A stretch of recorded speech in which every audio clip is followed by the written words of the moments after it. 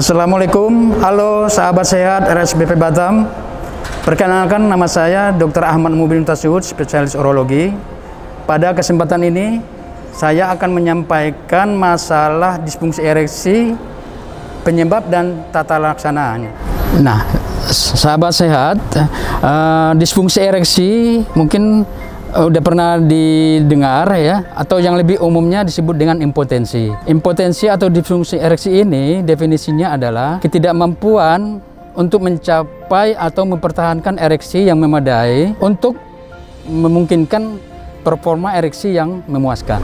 Untuk menilai disfungsi ereksinya itu ada yang disebut dengan EHS atau Erection Hardness Score ya. Itu ada 4 skor ya. Skor yang nomor 4 adalah skor yang normal, di mana konsistensi daripada penis itu kita analogikan seperti buah timun ya. Jadi keras untuk melakukan hubungan senggama atau penetrasi ke dalam vagina termasuk normal ya. Jadi penetrasinya disebut dengan penetrasi yang optimal. Kemudian untuk yang nomor 3 atau skor yang 3, konsistensi daripada penis itu seperti buah pisang ya, tapi buah pisang yang belum dikupas, tapi masih ada lembek-lembek ya. Untuk penetrasi masih bisa, tapi udah ada gangguan, ereksinya masih di bawah yang tadi nomor 4, jadi ereksi yang suboptimal. Kemudian untuk skor nomor 2, di mana konsistensi daripada penis itu seperti pisang yang sudah dikupas ya. Di mana penetrasi ke vagina sudah mulai terganggu.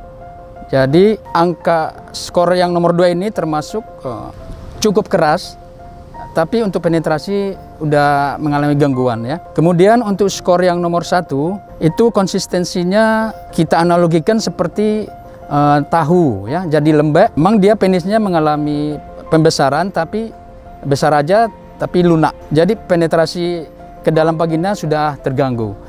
Nah, dari skor-skor tersebut, kalau para sahabat sehat mengalami gangguan mulai yang nomor 3, kita sarankan untuk berobat ke rumah sakit atau berobat ke urologi di Rumah Sakit BP Batam. Nah, para sahabat sehat, sekarang saya ingin menyampaikan mengenai mekanisme ereksi ya. Untuk mekanisme ereksi ada 3 komponen ya, 3 komponen. Yang pertama adalah masalah di sarafnya, kemudian aliran darah ke penis, dan komponen pembuluh balik pada vena di penis. Untuk masalah saraf yang menimbulkan terjadinya disfungsi ereksi, biasanya kalau ada sensasi atau sentuhan, kemudian audiovisual, itu akan menimbulkan ereksi pada penis ya. Kemudian aliran darah ke penis akan mengalir. Kemudian penis akan mengalami pembesaran dan pengerasan. Nah, pada saat pengerasan itu pembuluh darah balik akan terhambat sehingga ereksi akan bisa berjalan lama. Nah, untuk faktor risiko terjadinya disfungsi ereksi ini itu ada beberapa hal ya. Yang pertama adalah obesitas atau kegemukan ya. Kemudian ada gangguan atau masalah di darah, yaitu hiperkolesterol ya. Jadi mana kolesterol tinggi pada darah ya.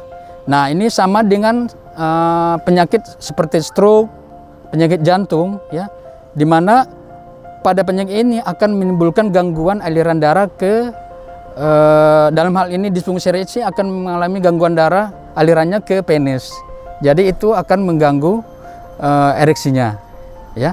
Kemudian begitu juga dengan penyakit lain adalah diabetes mellitus ya. Di mana pada penyakit ini efeknya adalah ke saraf ya, ke saraf-saraf tepi ya, terutama ke daerah penis ya. Jadi kalau ada gangguan saraf, sensitivitasnya akan terganggu sehingga akan mengganggu ereksinya. Jadi bila para sahabat sehat mengalami gangguan disfungsi ereksi, ada baiknya segera konsultasikan ke rumah sakit ya. Nanti di rumah sakit ke urologi kita akan melakukan pemeriksaan. Yang pertama adalah menganamnesis atau menanyakan riwayat penyakit sebelum ini, apakah ada kencing manis, kemudian penyakit jantung, riwayat merokok, ya. Kemudian faktor psikososial, ya, mungkin bisa juga ada masalah dengan pekerjaan atau dengan istri, ya.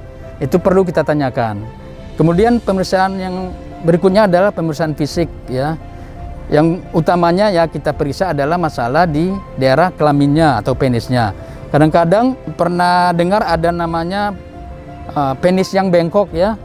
Jadi itu bisa mengganggu ereksi. Jadi terjadi disfungsi ereksi. Kemudian setelah pemeriksaan fisik, kita melakukan pemeriksaan penunjang, ya. Kita biasanya memeriksa periksa darah, ya.